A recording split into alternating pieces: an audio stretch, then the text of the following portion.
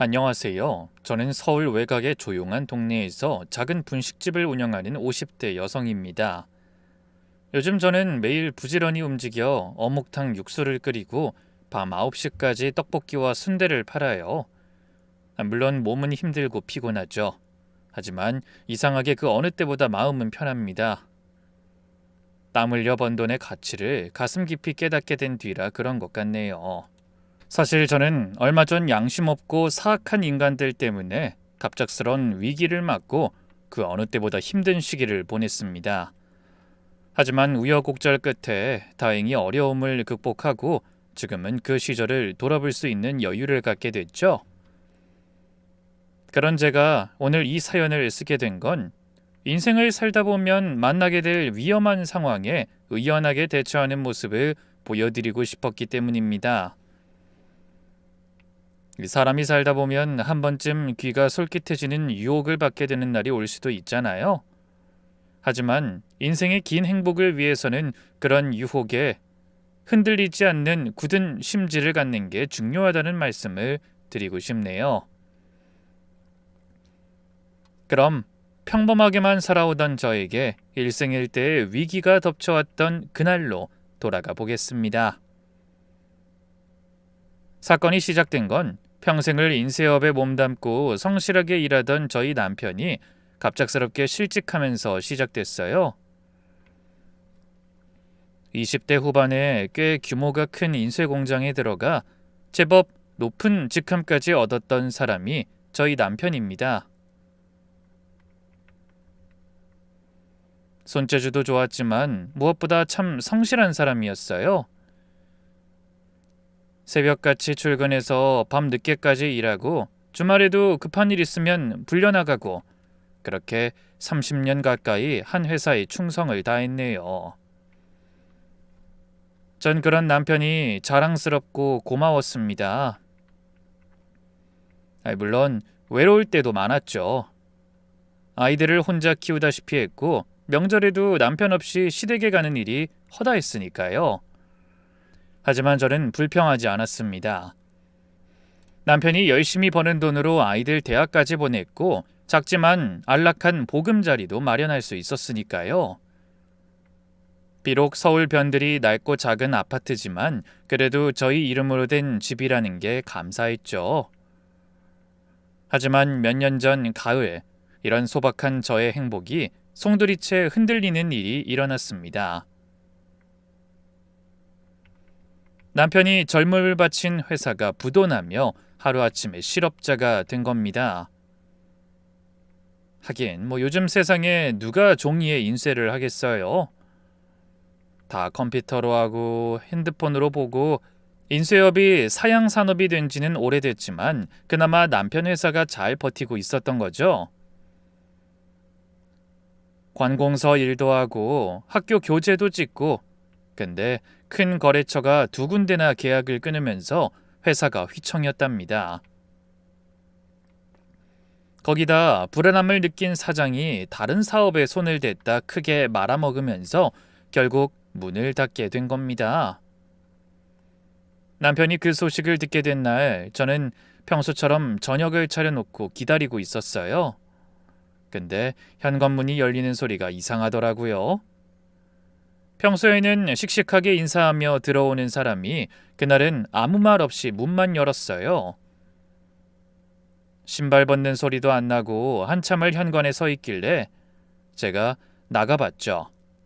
그랬더니 남편이 마치 영혼이 빠져나간 사람처럼 멍하니 현관에 서서 집안을 바라보더라고요. 저는 깜짝 놀라서 물었습니다. 여보, 왜 그래? 무슨 일 있어? 그 말에 남편이 절 바라보더니 갑자기 바닥에 주저앉는 거예요. 다 크다 못해 늙어가는 남자가, 그것도 평생 큰 산처럼 가족을 지켜주던 사람이 갑자기 무너지는 모습을 보니 심장이 덜컥 내려앉더군요.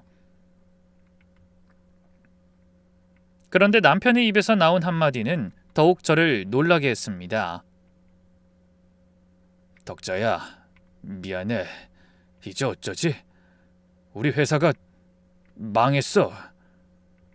그 말을 듣는 순간 저도 다리에 힘이 풀렸어요.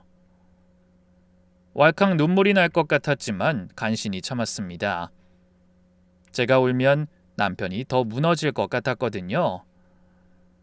저는 얼른 정신을 차리려고 노력하며 남편을 일으켜 세워 밥상 앞에 앉혔어요. 그리고 평소처럼 밥을 떠서 앞에 놓으며 말했죠. 일단 밥 먹고 얘기해. 회사 망했다고 인생도 끝나? 세상 안 무너져. 하지만 남편은 밥숟가락을 들지도 못했어요. 그냥 고개를 숙이고 앉아있기만 하더군요. 저는 그런 남편 옆에 앉아 등을 쓸어줬죠. 일부러 아무 말도 하지 않았습니다. 제가 무슨 말을 한들 별 위로가 되지 않을 것 같더라고요. 그렇게 한참을 앉아있던 남편이 무겁게 가라앉은 목소리로 입을 열었어요. 퇴직금도 제대로 못 받게 생겼어. 간신히 이번 달 월급만 챙겨주기도 벅찬 것 같아. 상황이 생각보다 더 심각한 것 같았어요. 회사가 망하면서 직원들 퇴직금도 제대로 정산할 수 없게 된 거예요. 30년 가까이 일했으면 퇴직금이 적지 않을 텐데 그걸 다 받으려면 몇 년이 걸릴지 모르는 상황이었어요. 당장 받을 수 있는 돈이 얼마나 될지 확실하지도 않은 것 같더라고요. 그날 밤 눈물까지 보인 남편이 지쳐서 먼저 잠들었지만 저는 잘 수가 없었어요. 그저 천장만 바라보며 이런저런 생각을 했죠. 앞으로 어떻게 살아야 할지 앞이 캄캄했거든요. 연금 타려면 아직 몇 년이나 남았는데 그동안 어떻게 버티지? 아휴, 이 사람이 다시 취직은 할 수 있을까? 아유, 아니야. 이제 적은 나이가 아닌데 누가 그렇게 쉽게 써주겠어. 애들한테 손 벌리기도 그렇고. 아이, 그렇다고 그냥 주저앉아 있을 수도 없고. 오만 가지 생각으로 한숨만 쉬다가 새벽녘이 되어서야 까무룩 잠이 들었습니다. 그렇게 제대로 잠을 이루지 못하며 며칠을 보냈어요. 남편은 매일 술만 마셨죠. 평소에 술을 즐기던 사람도 아닌데 할 일이 없으니 낮부터 소주를 마시고 거실 소파에 누워 있었습니다. 저는 그런 남편을 바라보면서도 뭐라 하지 못했어요. 30년 가까이 일하던 일터가 사라졌으니 본인 심정은 오죽할까 싶었죠. 그 마음을 제가 다 헤아릴 수도 없을 것 같더라고요. 그러던 어느 날 남편의 입에서 뜻밖의 얘기가 나왔습니다. 그날은 남편이 오랜만에 약속이 있다며 아침 일찍 외출한 날이었습니다. 근데 저녁 늦게 술을 한 잔 걸치고 들어온 남편에게서 땀 냄새가 진동하더군요. 저는 의아한 마음에 물었네요. 아니, 한여름도 아니고 찬바람 불기 시작하는데 왜 이렇게 땀을 많이 흘렸어? 어디 가서 뜀박질이라도 하다 온 거야? 아이, 뛰긴 그냥 속이 답답해서 등산 좀 했어. 등산? 아이, 말했으면 나도 같이 갔을 텐데 왜 혼자 갔어? 아이, 그냥 생각하고 싶은 게 많아서. 그래서 저는 그냥 고개를 끄덕였습니다. 일 그만둔 지도 보름이 다 돼가니 남편의 마음이 얼마나 복잡할까 싶더라고요. 사실 저도 그날 동네에서 멀지 않은 백화점에서 여성복 판매 사원을 모집한다고 해 면접을 보고 온 참이었거든요. 서로 말은 안 했지만 앞으로 뭘 해서 먹고 살아야 할까? 어떻게 하면 자식들에게 짐이 되지 않을까? 고민하고 있었던 거죠. 그런데 씻고 나온 남편이 자리에 눕다 갑자기 앓는 소리를 하길래 이상해서 옷을 슬쩍 당겨보니 어깨에 선명하게 빨간 자국이 나 있더라고요. 깜짝 놀라서 물었습니다. 아니, 당신 어깨가 왜 이래? 등산 갔다 온 거 맞아? 제 말에 남편이 한참을 망설이더니 생각지도 못한 말을 꺼냈습니다. 사실 나 공사장에서 막일하는 거 구했어. 오늘부터 시작했고. 뭐? 당신이? 아니, 그런 일 해본 적도 없는 사람이 어떻게 버티려고? 당신 허리도 안 좋잖아. 괜찮아. 한번 해보고 정 못하겠으면 그만둘게. 걱정하지 마. 그 말을 하는 남편의 눈에 뭔가 결의 같은 게 서려 있었습니다. 마음이 너무나 복잡했어요. 남편의 붉어진 어깨를 보며 한편으론 걱정이 됐고 한편으론 가족을 위해 힘든 일도 마다하지 않는 모습이 고맙고 기특하기도 했습니다. 그래서 몇 번 말리다 결국 포기했어요. 가장으로서 자존심을 지키려는 사람을 더 이상 말리지 못하겠더라고요. 그래, 그럼 일단 하다가 아프면 바로 그만둬. 알았어, 걱정하지 마. 그렇게 해서 남편의 공사판 생활이 시작됐습니다. 솔직히 저는 남편이 오래 버티지 못할 거라고 생각했어요. 평소에 허리도 안 좋고 경험도 없으니까요. 하지만 그런 제 예상과는 달리 남편은 하루도 빠짐없이 정말 열심히 일하러 다녔어요. 매일 새벽 5시에 일어나서 6시면 집을 나섰죠. 저는 그 전에 일어나서 도시락을 싸줬어요. 국이랑 반찬 몇 가지를 작은 보온 도시락통에 담아서 건네줬죠. 남편은 그 도시락을 들고 문 밖을 나서며 이렇게 말했습니다. 고마워. 다녀올게. 저녁에 봐. 그 모습에 꼭 30년 전 신혼 때로 돌아간 것 같은 느낌이 들더라고요. 그때도 남편은 매일 새벽에 일어나 출근했고 저는 큰애를 임신해 부품배를 안고 정성스럽게 도시락을 싸주곤 했죠.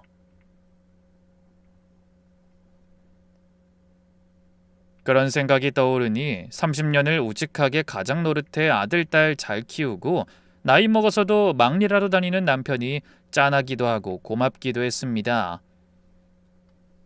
그렇게 아침 일찍 나간 남편은 밤 9시, 10시가 돼서야 집에 돌아왔어요. 온몸이 땀과 먼지투성이었고 얼굴은 새카맣게 탔죠. 손은 금방 거칠어지고 상처도 많이 생겼습니다. 하지만 불평 한마디 없었어요. 아니, 불평할 겨를도 없었죠. 집에 오면 씻고 밥 먹고 바로 잠들기 바빴거든요. 저도 그런 남편에게 힘이 되어주고 싶었는데 쉽지가 않았어요. 백화점 판매직 면접 본 결과도 안 좋았죠. 들어보니 저보다 한참 어린 40대가 뽑혔더라고요. 그래도 포기하지 않고 계속 이력서를 넣어볼 생각이었습니다. 그런데 남편이 일을 시작하고 한 달이 지나고 2달째 접어들 때부터 조금씩 이상한 생각이 들기 시작했어요. 남편이 더 이상 먼지와 땀을 뒤집어 쓰고 오지 않더라고요. 저는 신기한 마음에 물었죠. 여보, 요즘은 왜 이렇게 깨끗하게 들어와? 머리도 깨끗하고 땀 냄새도 안 나네? 아이, 땀은 무슨. 이제 날씨 추워졌는데 땀 대신 추위가 문제지. 그리고 하는 일이 좀 바뀌어서 이제 먼지 쓸 일도 없어. 어머, 그래? 잘 됐다. 그럼 좀 덜 힘든 일 하는 거야? 아니, 뭐 그렇다고 볼 수 있지. 그래서 저는 남편이 일을 잘해 편한 일을 하게 된 줄로만 알고 안심했습니다. 근데 이상한 일은 그게 끝이 아니었어요. 남편이 일을 한 지가 한 달이 훌쩍 넘었는데 월급을 안 가져오는 겁니다. 궁금한 마음에 물으니 월급 대신 공사 끝나고 한꺼번에 정산 받는다고 하더라고요. 그런가 보다 했습니다. 제가 공사반 사정을 아는 것도 아니고 남편이 그렇다고 하니 그럴 거라고 의심 없이 믿은 거죠. 그렇게 또 한 달이 지나던 어느 날 하필 그날따라 제가 늦잠을 자는 바람에 남편 도시락을 챙겨주지 못했습니다. 그맘때 저도 점심시간에 잠깐씩 김밥집에서 아르바이트하고 있었거든요. 안 하던 일을 하려니 피곤했는지 종종 늦잠을 자게 되더군요. 그래서 그날 저 때문에 아침도 못 먹고 나간 남편에게 미안해서 일하러 가는 길에 잠깐 공사장에 도시락을 가져다 주기로 마음먹었네요. 남편이 출근하고 3시간쯤 지났을 때 도시락을 들고 집을 나섰죠. 남편이 간다던 공사장은 집에서 버스로 30분 정도 떨어진 거리에 있었어요. 일을 시작하고 얼마 안 됐을 때 주말에 그 근처를 지나다가 남편이 알려준 적이 있었거든요. 잠시 후 버스에서 내려 공사장 쪽으로 걸어갔습니다. 대규모 아파트 건설 현장이었죠. 높은 크레인이 하늘을 찌르고 여기저기서 망치 소리, 드릴 소리가 들렸어요. 시끄럽고 먼지가 자욱했습니다. 저는 현장 입구에서 경비하는 분께 다가갔어요. 저기요, 여기 혹시 김만수라는 사람 아세요? 여기서 일하는데. 경비 아저씨가 고개를 갸웃했습니다. 김만수? 글쎄요, 잘 모르겠는데. 인부면 저쪽 가서 현장 소장한테 물어봐야 해요. 그래서 경비 아저씨가 가리킨 방향으로 걸어갔습니다. 현장 한쪽에 컨테이너 사무실이 있더라고요. 안에서 중년 남자가 나와서 묻더군요. 뭐 때문에 그러세요? 저 김만수라는 사람 찾는데요. 여기서 일한다고 해서요. 제가 집사람인데 도시락 전해주러 왔어요. 전화를 걸어도 안 받아서요. 현장 소장으로 보이는 남자가 잠시 생각하더니 물었습니다. 김만수요? 이런 일 처음 해본다는 키 큰 사람 맞나요? 네, 맞아요. 저는 반가운 마음에 웃으며 답했죠. 아이, 그 사람 여기 안 나온 지 한참 됐는데요. 생각지도 못한 소장의 대답에 저는 눈을 동그랗게 뜨고 물었습니다. 네? 아니, 그게 무슨 말씀이세요? 그럼 여기서 일하는 게 아니란 말이에요? 네, 그 처음에 며칠 나오다가 안 왔어요. 한 달도 안 다녔을걸요. 그게 무슨 말이에요? 우리 남편이 매일 여기 출근했는데요. 하지만 소장은 고개를 저었어요. 아니요, 그런 적 없어요. 아이, 잠깐만요. 그러더니 현장에서 일하는 인부 한 분을 부르더군요. 어이, 박씨, 이리 와봐. 그 김만수라고 알지? 둘이 꽤 친하게 지내지 않았어? 그 사람 찾으시는데. 그 말을 들은 인부가 저를 쓱 보더니 고개를 끄덕이며 이렇게 말했어요. 아유, 김씨, 그 큰 돈 벌었다고 그만뒀어. 그 양반 어쩐지 오래 못할 것 같더라고. 아이, 사람이 성실하긴 한데 이런 일하고는 안 맞는 것 같았어. 남자의 대답에 이번엔 제가 다급하게 물었습니다. 아이, 저기요. 그럼 우리 남편 지금 어디 있는지 혹시 모르세요? 그러자 남자가 잠깐 망설이더니 뜻밖의 말을 꺼냈어요. 아이, 글쎄요, 나도 자세히 모르겠는데 그 새로 취직했다면서 나중에 술이나 한잔하자고 하더라고요. 일하는 곳이 저기 길 건너 오피스텔이라고 하던데. 네? 오피스텔이요? 네, 저기 사거리에서 길 건너면 그 새로 생긴 오피스텔 하나 있어요. 거기서 무슨 일을 한다는 건지 혹시 들으셨어요? 아유, 그것까진 모르죠. 그냥 그만둘 때 큰 돈 벌었다면서 싱글벙글하더라고요. 나한테 점심도 사주고 그랬는데 뭐 좋은 일로 그만두는 것 같아서 나도 잘 얻어먹었지. 아이, 뭘 하든 이런 막내보다 낫겠지 싶어서요. 갑자기 머리가 띵하고 막막한 생각이 들었어요. 철석같이 남편이 거기서 일할 거라고 생각했는데 헛걸음을 한 겁니다. 이상한 일은 거기서 끝이 아니었죠. 남편이 새로운 일을 구했다면 왜 저에게 말하지 않는 건지 의아했습니다. 어쩐지 공사판에서 일하는 사람이 갑자기 멀쩡한 모습으로 퇴근하는 게 이상하더라고요. 그런데 큰 돈을 벌었다는 건 또 무슨 소린지. 남편은 큰 돈은커녕 새로 막일을 시작한 지 2달이 되어 가도록 저한테 한 푼도 내놓은 적이 없었는데 뭔가 이상해도 단단히 이상하더군요. 제가 얼어붙은 듯 그 자리에서 서서 아무 말도 못하자 남자들이 걱정스럽게 물었습니다.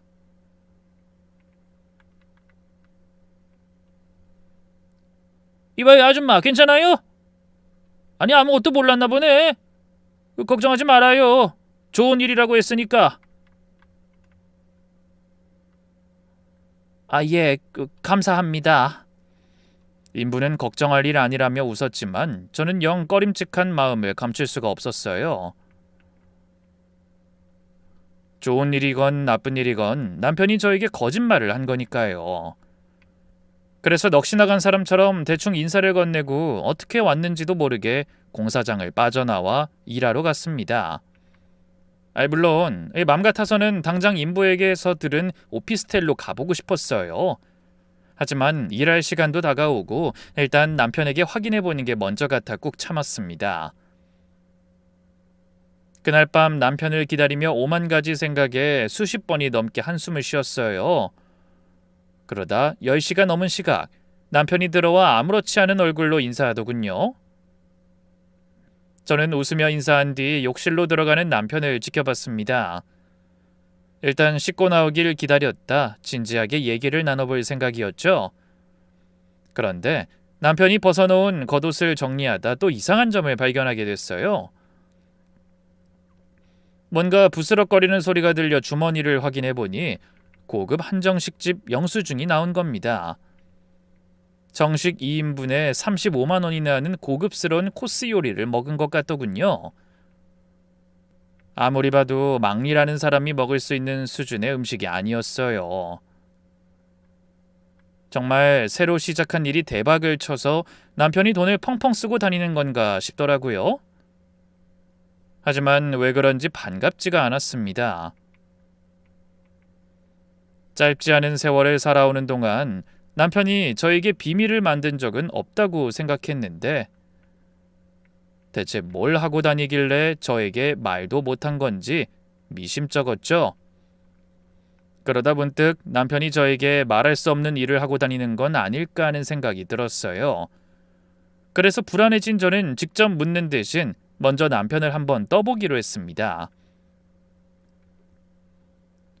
그때 마침 씻고 나온 남편이 물을 찾길래 얼른 컵을 찾아 건네주며 아무렇지 않은 표정으로 물었죠. 요즘 공사장 일은 어때? 힘들지 않아? 그렇지 뭐. 이제 많이 적응해서 괜찮아.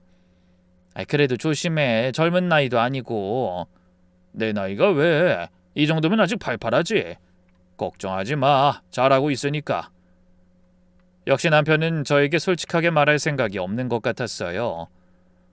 그런 태도를 보니 물어봤자 똑바로 말하지 않고 잡아댈 것 같다는 생각이 들더라고요. 그래서 고민하다 아무것도 묻지 못한 채 남편이 잠드는 것을 바라봐야만 했습니다.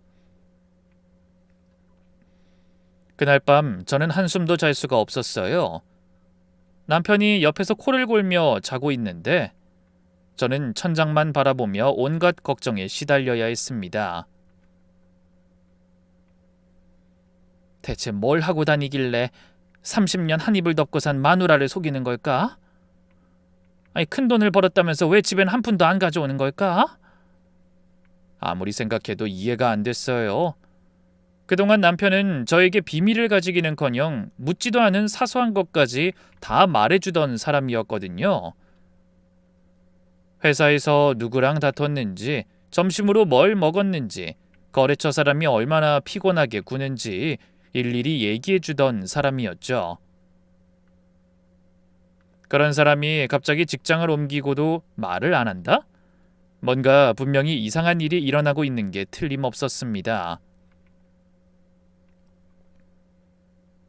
다음 날 아침, 저는 마침내 결심했어요.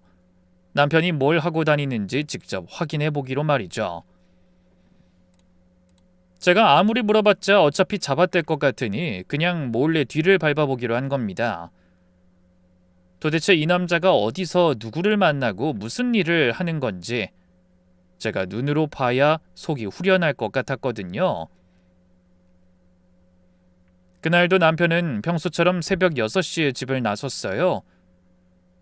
남편의 차가 주차장을 빠져나가는 걸 보고 저도 미리 불러놓은 택시를 타고 몰래 뒤를 따라갔죠. 멀찍이서 따라가다 보니 전날 공사장에서 인부가 말해준 오피스텔이 나오더군요. 새로 지은 건물이라 깔끔해 보였습니다. 차가 오피스텔 건물 안으로 들어가고 잠시 후 남편이 내리는 게 보였어요. 저도 얼른 택시에서 내려 조심스럽게 남편을 따라갔습니다. 엘리베이터가 8층에서 멈추는 게 보여 저도 얼른 같은 층으로 올라갔죠.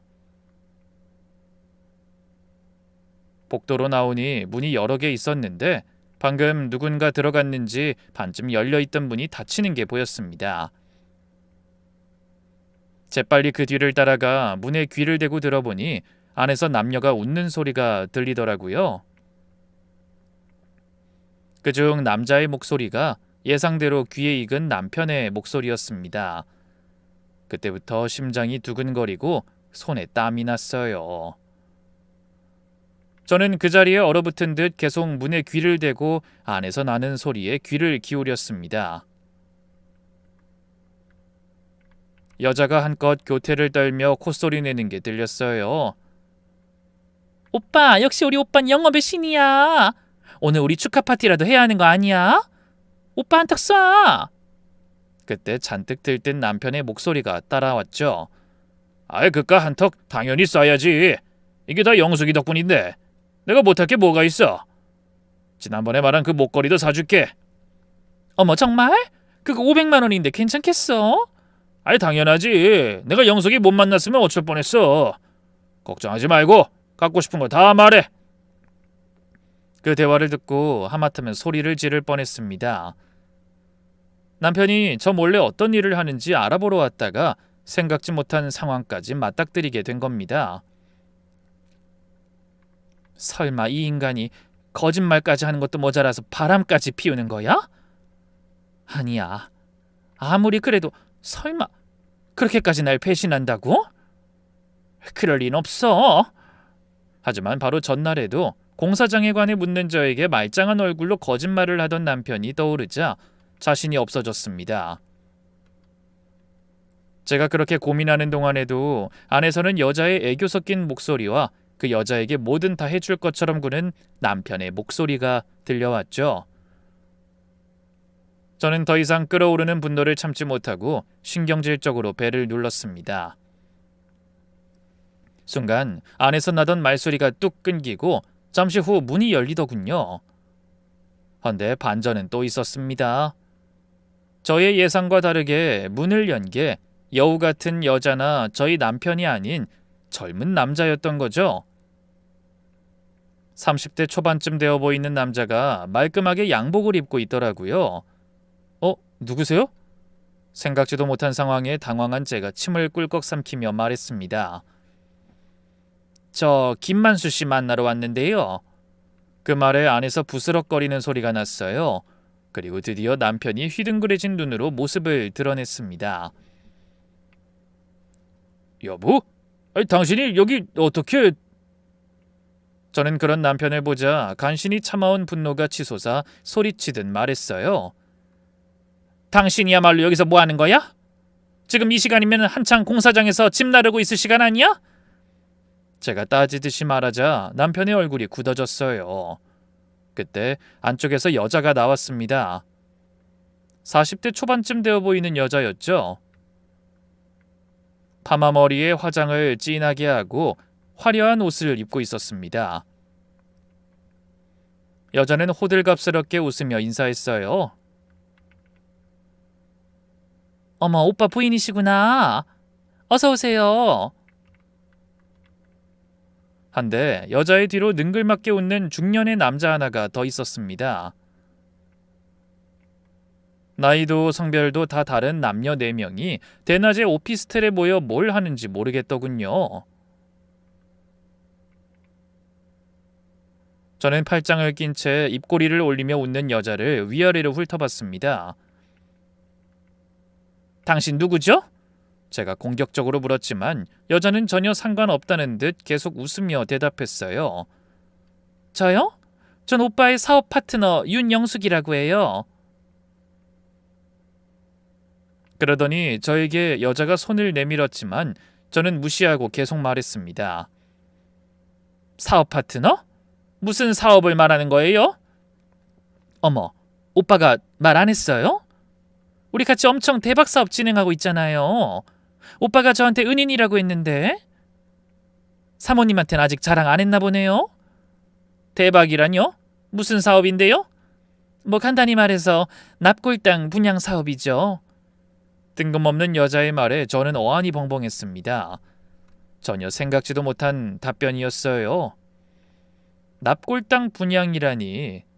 평생 인세일만 한 사람이 갑자기 무슨 그런 일을 한다는 건지 도무지 이해되지 않았어요. 저는 얼른 고개를 돌려 남편을 바라보며 물었습니다. 여보, 이게 무슨 소리야? 납골당 분양이라니? 제가 따지듯이 묻자 남편이 머뭇거리다가 입을 열었습니다. 여보, 일단 들어와서 얘기해. 남편이 저를 안으로 잡아 끌어 얼결에 오피스텔 안으로 들어가니 꽤 넓은 공간이 나왔습니다. 밖에서 보는 것과는 다르게 제법 사무실처럼 꾸며져 있더군요. 책상 위에는 팸플릿이 한 무더기 쌓여 있었는데 집어서 살펴보니 납골당 분양 광고였습니다. 선착순 특가, 관리비 무료 혜택, 명당 자리 한정 분양 같은 문구가 적혀 있었죠. 저는 고개를 들어 남편을 바라보며 물었어요. 이게 대체 뭐야? 당신 나한테 비밀로 하고 이런 일 하고 다닌 거야? 여보, 내가 다 설명해 줄게. 자리에 앉아봐. 그러더니 남편이 저를 소파에 앉히고 그 옆에 자리를 잡았어요. 윤영숙이라는 여자와 젊은 남자들도 자리에 앉아 저희를 지켜봤죠. 남편은 신이 난 얼굴로 입을 열었습니다. 당신도 눈치채고 찾아온 것 같은데. 그래, 사실 나 새로운 사업 시작했어. 이게 정말 노리는 사람들이 많은 일이었는데 영숙이가 날 소개해 준 거야. 뭐? 소개? 그럼 당신을 이 일에 끌어들인 게 이 여자란 말이야? 제가 경계심을 잔뜩 드러내며 말하자 남편의 얼굴이 대번에 구겨졌습니다. 여보, 말 조심해. 영숙은 이쪽 업계에서 잔뼈가 굵은 사람이야. 그런 사람이 나한테 좋은 기회를 준 거라고. 우리한테는 은인이나 다름없어. 뭐? 도대체 이게 무슨 일인데? 그렇게 거창해? 제 말에 남편이 설명을 시작했어요. 말은 그럴듯했죠. 요즘 사람들은 누구나 죽기 전에 좋은 자리를 잡아두고 싶어 한다는 겁니다. 거기에 효도하고 싶은 자식들까지 관심을 가져 납골당 분양 사업이 대박인 건 너무나 당연한 일이라고 하더군요. 저희 남편은 그 회사에서 영업을 맡았다고 했어요. 사람들을 만나서 납골당에 대해 설명하고 계약하게 하고 한 건 성사될 때마다 수수료를 받는 구조라고 했습니다. 근데 설명을 들으면 들을수록 저는 더 황당한 기분만 들었어요. 남편이 공사판에 나갔다고 한 것보다 훨씬 더 뜬금없는 일처럼 느껴지더라고요. 하지만 남편의 눈에는 그런 제 표정이 보이지 않는지 연신 신이 나서 떠들어댔죠. 여보, 나 지금까지 꽤 많이 팔았어. 벌써 큰 돈 벌었다니까. 공사판 인부에게 들은 것과 똑같은 말을 하는 남편은 너무나 뿌듯한 표정이었어요. 마치 잘했다고 칭찬받고 싶어하는 아이 같은 얼굴이더군요. 하지만 저는 전혀 기쁘지 않았어요. 오히려 너무나 찝찝하고 뭔가 이상한 느낌만 들었습니다. 근데 그렇게 자랑스러운 일을 왜 나한텐 말 안 했어? 왜 공사판 간다고 거짓말한 건데? 그건 당신이 걱정할까봐 그랬지. 그리고 확실하게 성공해서 놀라게 해주고 싶었어. 당신이 놀라고 좋아하는 거 보고 싶어서. 그게 말이 돼? 공사판이 있는지 알고 도시락까지 챙겨갔다가 내가 얼마나 놀랐는지를 알아? 그랬구나. 그래서 여길 찾아온 거야? 그래. 아니, 당신이 어딜 가는지 궁금해서 몰래 따라와 본 거야. 근데 납골당이라니 너무 뜬금없잖아. 그리고 저 여자는 뭐야? 사업 파트너라면서 왜 말끝마다 오빠라는 거야? 그때 영숙이라는 여자가 끼어들었어요. 어머, 오해하지 마세요. 전 원래 사람들이랑 친근하게 잘 지내는 스타일이라서 그래요. 사업하려면 친근감 있는 게 중요하거든요. 우리도 앞으로 친하게 지내요, 언니. 하지만 전 그 여자 눈빛이 마음에 안 들었어요. 투명하지 않고 속에 뭔가를 숨기고 있는 것 같은 음흉한 느낌이 들었거든요. 저는 여자의 말에 대꾸하지 않고 고개를 돌려 다시 남편에게 물었습니다. 그래서 얼마나 벌었는데? 대체 얼마나 큰 돈이라는 거야? 그 말에 남편이 당당하게 어깨를 펴고 대답했죠. 지금까지 한 2천만 원 정도? 저는 깜짝 놀라서 되물었어요. 뭐? 2천만 원? 이것 봐, 당신도 놀랐지? 그래, 이게 그런 사업이라니까. 아이, 2달도 안 됐는데 그 정도면 엄청나지? 아이, 그깟 공사판에서 막일하는 거랑 비교도 안 된다고. 아이, 거기서는 한 달 내내 뼈 빠지게 일해도 200~300 벌기도 힘들어. 남편은 너무나 뿌듯한 표정이었어요. 하지만 전 뭔가 계속 찜찜했습니다. 그래서 미심쩍은 얼굴로 남편에게 물었죠. 그래서 그렇게 번 돈 지금 어디 있는데? 아, 돈? 일부는 투자했어. 투자? 응, 나도 명색이 영업이사인데 회사에 투자 좀 해야지. 그리고 지금 투자하면 몇 달 안에서 1,000~1,5배는 보장된다니까. 뭐? 1,000~1,5배? 아이, 당연하지. 아직 초기인데 이 정도 수익인데 앞으로 더 성장해서 사업이 커질 때를 대비해야지. 그래서 내가 번 돈이랑 퇴직금으로 받은 돈까지 합쳐서 투자했어. 그 말을 듣는 순간 심장이 미친 듯이 요동쳤어요. 뭐? 퇴직금까지 투자했다고? 아이, 걱정하지 마. 몇 달 안에 바로 회수할 수 있을 테니까. 아니, 당신 정말 왜 이래? 전에는 아무 작은 일이라도 나한테 다 말하고 상의하더니 일 그만둘 것도 말 안 하고 몇 푼 안 되는 퇴직금까지 혼자 마음대로 쓰고. 제가 언성을 높이자 남편이 민망한지 헛기침을 몇 번 하더니 이내 목소리에 힘을 주며 말했습니다. 아니, 가장이 정한 일이면 따르는 거지 잘 알지도 못하면서 무슨 바가지야. 아니, 그리고 내가 평생 힘들게 일해서 번 돈 투자한다는데 당신이 무슨 권리로 이래라 저래라야? 뭐야? 당신 그거 진심이야? 저는 생전 보지 못했던 남편의 모습에 당황해서 말까지 더듬었습니다. 제가 얼굴을 붉히자 남편은 보란듯이 더 기세등등해져서 목소리를 높였어요. 아이, 그리고 내가 좋게 넘어가려고 했는데 여기가 어디라고 마누라가 남편 일하는 곳까지 몰래 찾아와서 큰 소리를 내? 아이, 사람들한테 내가 뭐가 되겠어? 그때부터 저는 뭔가 단단히 잘못되고 있다는 느낌이 들었어요.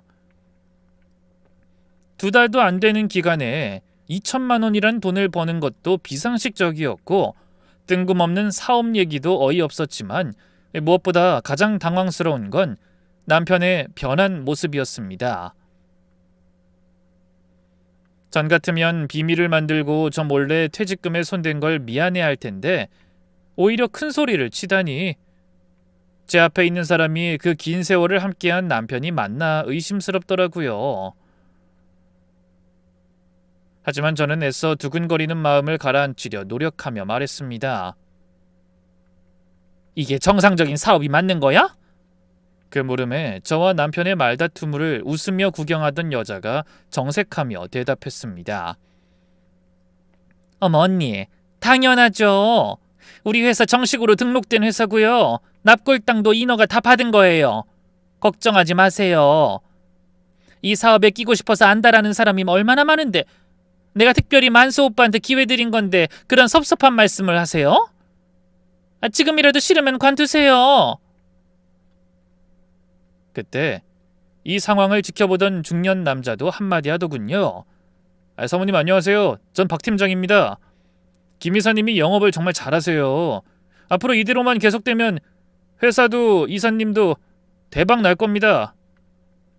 걱정하지 말고 지켜봐 주세요.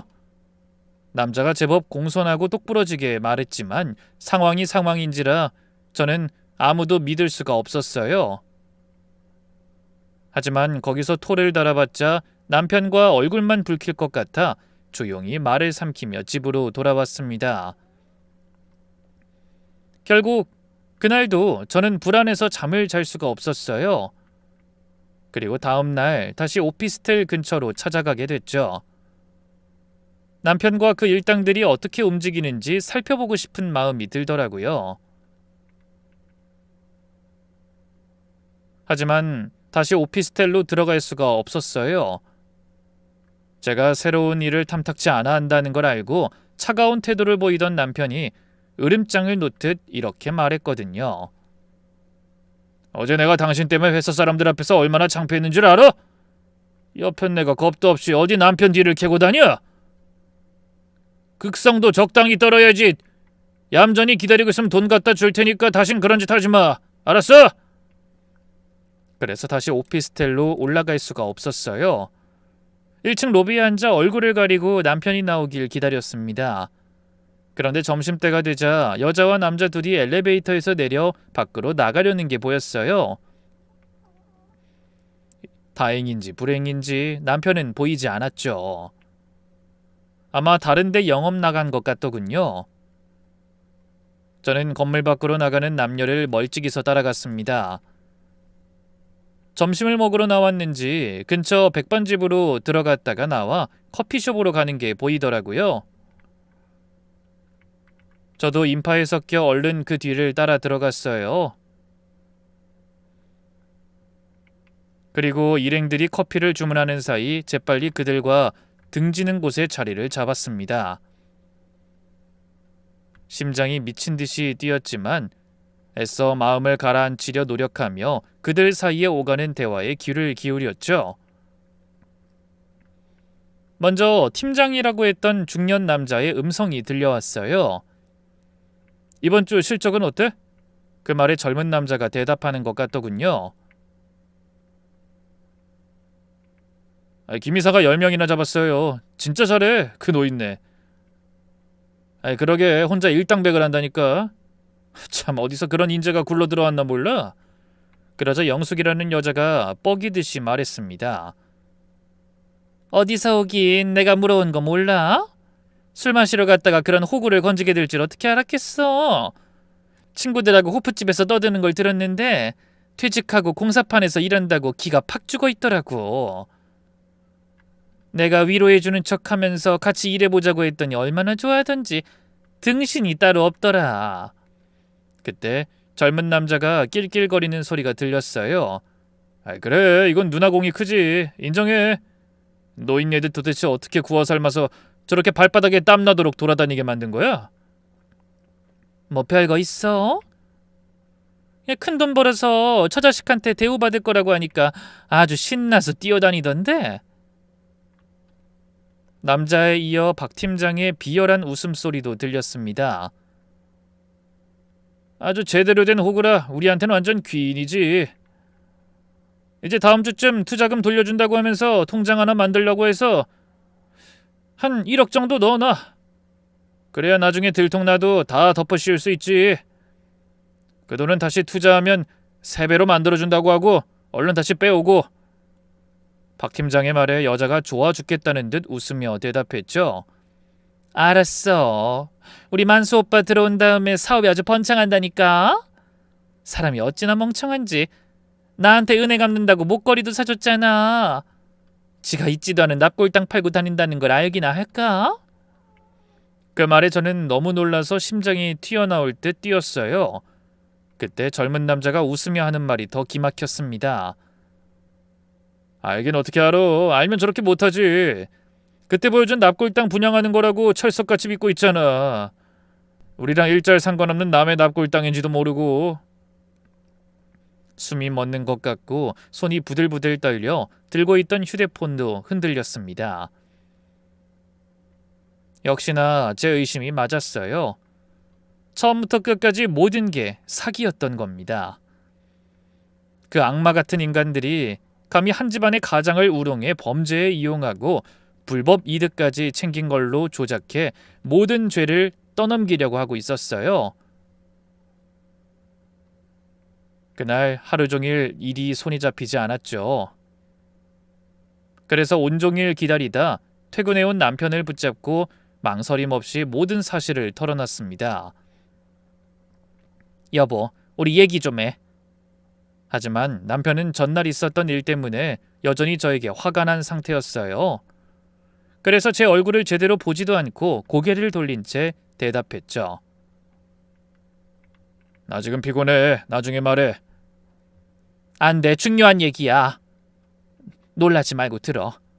저기 당신이 하는 그 사업이라는 거 다 사기야. 제 말에 단박에 남편의 표정이 굳어졌어요. 뭐? 사기라고 전부 다. 있지도 않은 납골 땅을 파는 거야. 나 오늘 그 인간들이 하는 얘기 다 들었어. 헌데 제 예상과는 다르게 남편은 어이없다는 표정을 지었죠. 그게 무슨 소리야? 당신 오늘 또 우리 회사 왔었어? 내가 다신 그러지 말라고 한 거 못 들었어? 아이, 지금 그게 중요해? 아무리 생각해도 이상해서 간 거야. 근데 내 생각이 맞더라고. 그 인간들 다 사기꾼이란 말이야. 하지만 남편은 오히려 저에게 화를 냈습니다. 야, 내가 그만하라고 했지? 이게 어디서 말 같지도 않은 소리야? 나는 뭐 바본 줄 알아? 내가 분명히 멀쩡하게 잘 지어진 납골당 이 두 눈으로 똑똑히 확인했다고. 아니, 그거 다 가짜란 말이야. 당신이 본 그 납골당은 그 인간들이랑 아무 관련도 없는 거라고. 팸플릿도 다 남의 납골당 사진 가져다가 만든 거라니까. 저는 믿지 않는 남편에게 낮에 커피숍에서 들은 내용을 다 말해줬어요. 남편을 조롱하던 남녀의 얘기까지 다 그대로 전하고 문제가 되면 남편한테 뒤집어 씌울 거라는 것도요. 남편의 얼굴이 점점 어두워졌습니다. 하지만 끝까지 다 듣고 나서도 여전히 고개를 저으며 현실을 부정했죠. 아니야, 그럴 리가 없어. 당신이 잘못 들은 거야. 영숙이가 나한테 그럴 리가 없어. 저는 귀를 의심했습니다. 남편이 30년 넘게 산 마누라 대신 만난 지 몇 달 되지도 않은 사기꾼의 말을 믿고 있었으니까요. 뭐? 당신 지금 뭐라고 했어? 영숙인 그런 사람 아니라고. 진짜 날 안타깝게 생각해서 친오빠라고 생각하고 사업에 넣어준 거라고. 당신이 우리 사이 오해해서 어떻게든 떨어뜨려 놓으려고 그러는 것 같은데 그게 무슨 말도 안 되는 소리야. 그런 게 아니라 내가 이 두 귀로 정확히 들은 거란 말이야. 너무나 기가 막혔어요. 도대체 어떻게 했길래 남편이 그렇게 철석같이 여자를 믿는 건지 말문이 막혔죠. 당신 정말 정신 나간 거야? 내가 직접 들었다고 했잖아. 그 인간들이 당신을 호구라면서 비웃었다고. 닥쳐! 영숙이도 박 팀장도 나한테 얼마나 잘해주는데 이건 내 인생의 마지막으로 찾아온 기회라고. 젊음을 다 바쳐서 충성한 회사도 날 배신했는데 이제야 진짜 내 능력을 알아주는 사람들을 만난 거라고. 아니야, 여보. 잘해주는 게 아니라 당신을 이용하는 거라고. 그 알량한 퇴직금 뺏고 나중에 죄를 다 뒤집어 씌워서 감옥에 보낼 거란 말이야. 하지만 남편은 꿈쩍도 하지 않고 오히려 저를 원망 어린 눈으로 바라보며 버럭 소리를 질렀어요. 그만하라고 했지? 이 옆에 내가 평생 집구석에서 밥이나 한 주제 네가 사회생활에 대해서 뭘 알아? 저는 움찔했어요. 긴 결혼 생활 내내 남편이 저한테 그렇게 큰 소리 친 건 처음이었거든요. 당신 도대체 왜 이래? 이게 어떻게 당신을 우습게 여기는 거야? 당신을 걱정해서 그런 거지. 시끄러! 이게 나한테 얼마나 중요한 기회인 줄 알아? 당신은 내가 이대로 공사판에서 짐이나 나르면서 늙었으면 좋겠어. 아, 여보, 난 그런 게 아니라. 제가 아무리 이성적으로 말하려 해도 남편은 이미 흥분이 극에 달해 제대로 된 대화가 되지 않는 상태였어요. 네가 바깥 세상이 얼마나 힘든지 알아? 내가 처자식 먹여 살리려고 얼마나 발버둥 치고 살았는지. 그렇게 열심히 살았는데 회사가 망해서 빈손이나 마찬가지로 쫓겨났어. 환갑 다 된 나이에 누가 나한테 또 제대로 된 일자리를 줄 것 같아? 남편의 눈에 결국 눈물이 맺혔습니다. 근데 영숙이가 날 인정해주고 내 능력을 알아봐주고 기회를 줬어. 큰 돈 벌 수 있는 기회를. 그래서 난 그냥 내 일 열심히 한 것뿐이야. 그게 뭐가 잘못인데? 저는 남편이 불쌍하기도 하고 답답하기도 했어요. 그렇다고 포기할 순 없었습니다. 그래서 저는 어떻게든 남편을 설득하기 위해 다시 한번 매달렸죠. 여보, 그게 사기라니까. 당신이 판 게 진짜 납골 땅이면 문제 없어. 근데 가짜잖아. 없는 걸 있는 것처럼 속여서 팔았다고. 그게 어떻게 제대로 된 영업이야. 이대로 계속 일하면 당신도 처벌받을 거라고. 하지만 남편은 끝까지 인정하지 않았고 저는 지쳐갔습니다. 완전히 세뇌당한 것 같더라고요. 제가 아무리 말해도 믿지 않고 만난 지 얼마 안 된 영숙이라는 그 사기꾼 말만 믿었습니다. 그날부터 저는 남편과 따로 자고 말도 섞지 않았어요. 도저히 답답해서 멀쩡히 얼굴 보며 한 입을 덮고 잘 수가 없더라고요. 그 와중에 남편이 통화하는 소리를 들으니 계속 그 사기 행각에 동참해 영업을 이어가고 있더군요. 저는 속이 바짝바짝 타다 못해 분노가 치밀었습니다. 그러던 어느 날, 저는 그런 남편을 두고 볼 수 없는 결정적인 사건이 일어났어요. 남편이 아무것도 모르는 자식들에게 거짓말까지 하면서 돈을 빌린 겁니다. 그날 저녁 저는 남편이 퇴근하자마자 득달같이 달려들어 소리쳤습니다. 당신 민호랑 수진이한테도 돈 빌렸어? 그 말에 남편의 표정이 굳어졌어요. 아이 그래. 투자금이 더 필요해서 좀 빌렸다. 뻔히 돈 벌 수 있는 기회를 눈뜨고 놓칠 순 없잖아. 지금 정신이 있는 거야? 하다 이제 애들 돈까지 끌어다가 사기꾼한테 갖다 바쳐? 사기라는 말에 남편이 불같이 화를 냈습니다. 사기 아니라고 몇 번을 말해? 도대체 왜 그래? 당신이야말로 왜 이러는 거야? 이러다 정말 큰일 난다고. 회사 좀 망할 수도 있지. 그렇다고 당신이 열심히 일한 세월이 없어지는 거 아니잖아. 제발 정신 좀 차려. 그날도 남편과 싸웠습니다. 하지만 아무리 말해도 남편이 귀에는 들리지 않는 모양이었어요. 울어도 보고 윽박질러도 봤지만 아무 소용이 없었죠. 그날 저는 거실에 혼자 남아 불도 켜지 않고 한참을 생각했습니다. 이 사람이랑 더는 못 살겠다 싶더라고요.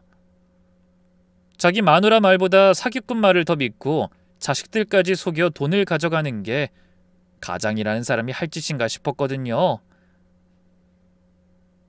그래서 그날 저는 결혼 생활 처음으로 이혼을 결심했습니다. 그런데 그런 일이 있고 며칠 후 갑자기 상황이 급변했어요.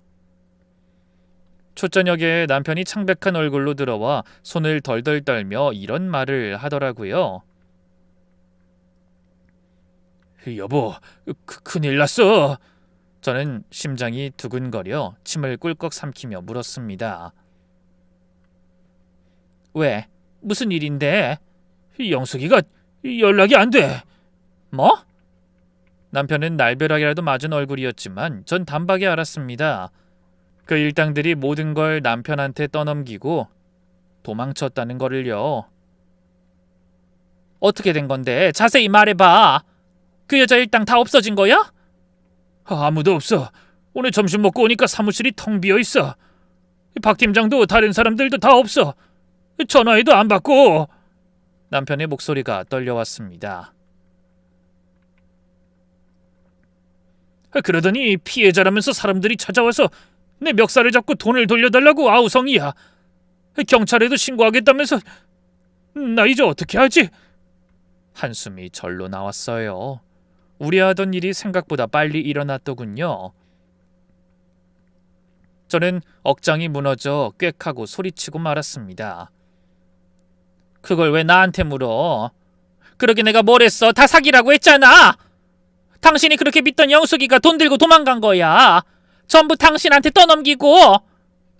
남편이 그 자리에 주저앉았어요. 나는 정말 몰랐어. 진짜 몰랐다고. 모르긴 내가 그렇게 말했는데. 그냥 당신이 믿고 싶지 않았던 거겠지? 남편이 펑펑 울기 시작했어요. 어떻게? 이제 또 어떻게? 하지만 저는 한숨을 쉬며 차갑게 말했습니다. 나도 이제 모르겠어. 그냥 당신이랑 이혼하는 게 답인 것 같아. 그때 남편이 고개를 번쩍 들었습니다. 뭐? 이혼? 그래, 이혼. 내 말은 귓등으로도 안 듣는 당신이랑은 도저히 못 살겠어. 당신 이대로 경찰에 잡혀가서 전과자 되면 결혼도 안 한 우리 수진이 어떻게 될지 생각해봤어? 애가 결혼할 사람 만나도 어떻게 자신 있게 말하겠어? 아버지가 전과자라고. 여보, 어쩔 수 없어. 난 할 만큼 했어. 설득하려고 그렇게 노력했는데 화만 내고 모른 척한 건 당신이야. 당신 때문에 온 가족이 다 망할 순 없어. 덕자야, 네가 어떻게 이럴 수가 있어? 내가 왜 그렇게 성공하려고 발버둥 쳤는데? 다 너랑 애들을 위해서였어. 가족들이랑 잘 살아보려고. 하지만 저는 코웃음을 쳤어요. 웃기지 마. 정말 가족들을 위한다면 어떻게든 정직하게 살기 위해서 노력했어야지. 당신은 그냥 당신을 위해서 그런 거야. 가족들 앞에서 창피하기 싫고 능력 없는 가장이 되기 싫어서 어떻게든 자존심 세우고 싶어서 그런 거잖아. 그 말에 남편이 제 다리를 붙잡으며 매달렸습니다. 아니야, 덕자야. 제발 나 좀 도와줘. 나 혼자선 뭘 어떻게 해야 할지 모르겠어. 하지만 전 매섭게 남편의 손을 뿌리쳤어요. 도와달라고? 내가 제발 정신 차리라고 말릴 땐 닥치라고 하더니 일이 이렇게 될 때까지 고집 부리더니 이제 와서 어쩌라는 거야? 남편이 고개를 숙이고 바닥에 이마를 박더니 울부짖듯이 중얼거렸어요. 미안해. 내가 잘못했어. 제발 나 좀 도와줘. 당신이 만든 일은 당신이 해결해야지. 그냥 경찰에 자수해. 그게 지금 당신이 할 수 있는 최선이야. 어떻게든 반성하는 모습 보이고 잘못을 빌어. 남편은 고개를 들고 손등으로 눈물을 닦더니 고민 끝에 휴대폰을 들었습니다. 손이 벌벌 떨리는 게 보이더군요. 한참을 망설이던 남편은 결국 경찰에 자수했어요. 저는 끝까지 모른 척하고 싶었지만 그래도 그동안의 정이 있어 가만히 있지 못하겠더라고요. 그래서 남편이 사기에 이용했다는 사실을 증명할 수 있는 증거를 제출했죠. 사실 제가 그 커피숍에서 사기꾼들의 대화를 녹음해뒀거든요. 남편에게 들려주기도 했지만 다 조작이라며 철저하게 무시하더라고요. 화가 나서 그냥 지워버리려다 혹시나 하고 가지고 있던 거죠. 근데 그 대화가 결국 남편을 위기에서 구하는 결정적인 증거가 되어준 겁니다. 수사가 진행되고 사기꾼 일당이 부산으로 도망쳐 밀항하려다 고속도로 휴게소에서 검거됐다고 하더군요. 수사 결과 전국을 돌아다니면서 같은 수법으로 사기를 친 전과가 있었어요. 피해액이 수억 원에 달한다고 하더라고요. 재판에서 그 일당은 죄의 경중에 따라 각각 징역 5년과 3년을 선고받았습니다. 남편 역시 사기 공범으로 기소되어 우여곡절 끝에 징역 2년에 집행유예 3년을 선고받게 됐어요. 남편이 피해자를 모으고 계약서에 도장 찍고 만든 건 맞지만 자수한 점, 본인도 퇴직금을 다 잃은 피해자라는 점, 수사에 적극 협조한 점을 고려해 감옥에 가는 건 피할 수 있게 됐죠. 물론 제가 제공한 증거도 결정적인 역할을 했고요. 재판이 끝나고 집으로 돌아와 남편이 저에게 무릎을 꿇었습니다. 여보, 고마워. 당신 아니었으면 나 진짜 감옥 갔을 거야. 이제 내가 얼마나 바보였는지 알았어. 그깟 체면이 뭐가 중요하다고. 끝까지 못난 사람 되기 싫었나 봐. 저는 대답하지 않고 서랍에 넣어둔 봉투를 꺼냈어요. 이혼 서류였죠. 남편은 사색이 된 얼굴로 더듬거리며 말했습니다. 여보, 꼭 이렇게 해야 하는 거야? 남편의 눈에서 후회의 눈물이 흘렀어요. 당신 말을 들었어야 하는 건데 미안해. 하지만 전 대답 대신 조용히 서류를 꺼내 찢었습니다. 그리고 남편이 흠칫 놀라는 모습을 보며 천천히 입을 열었어요. 당신은 밉지만 그래도 그동안의 정이 있고 당신이 우리 가족을 위해 노력한 세월을 생각해서 딱 한 번만 기회를 주는 거야. 남편이 눈에 눈물을 가득 담고 말했어요. 고마워. 내가 정말 당신하고 애들한테 면목이 없어. 하지만 전 남편의 말을 막으며 말했죠. 대신 조건이 있어. 다신 큰 돈 벌겠다는 생각하지 마. 세상에 대가 없는 일확천금은 없어. 명심해. 알았어. 남편은 열심히 고개를 끄덕였어요. 그렇게 저희 부부는 다시 시작하기로 했습니다. 저는 아껴둔 비상금을 털어 동네 초등학교 앞에 작은 분식집을 얻어 열심히 일하고 있죠. 남편도 설거지하고 바닥 쓸고 재료도 나르고 불평 한마디 하지 않고 열심히 일하고 있네요. 어느 날 저녁 가게를 정리하고 나란히 집으로 걸어가는데 남편이 이런 말을 하더군요. 나 이제야 잊고 있던 예전이 생각났어. 그땐 땀 흘려 일해서 버는 돈의 소중함을 알았던 것 같은데 큰 돈을 벌 수 있다는 생각에 한 푼 두 푼 모으는 돈이 우스워 보이더라. 근데 당신 말이 맞았어. 세상에 이유 없는 돈벼락은 없더라고. 그렇게 저희는 위기를 극복하고 서로에게 의지해 분수에 맞는 삶을 살아가기 위해 노력하고 있답니다. 여러분도 부디 이런 저희의 일상의 평화가 오래도록 유지될 수 있도록 빌어주시겠어요? 그럼 오늘 이 사연에 함께하신 많은 분들도 무탈하고 행복한 하루 보내시길 바라며 저는 이만 물러가겠습니다. 함께해주신 모든 분 정말 감사합니다. 모두 행복하세요.